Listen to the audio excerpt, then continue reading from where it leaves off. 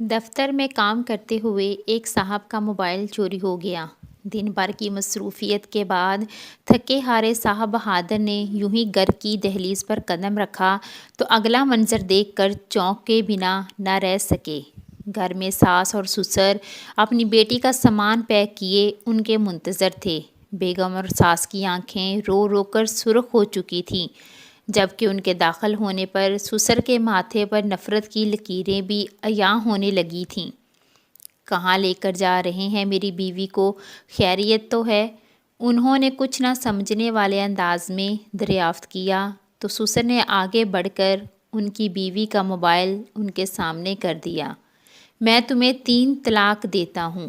بیوی کو ان کے نمبر سے میسیج آیا تھا۔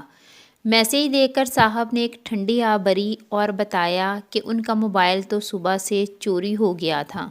انہوں نے اپنی جیبیں الٹ کر سب کو یقین دلایا تو ان کی بیگم اپنی ماں سے لپٹ کر رونے لگیں اور سسر صاحب نے اپنی ٹانگیں بیٹھے بیٹھے دراز کر لیں۔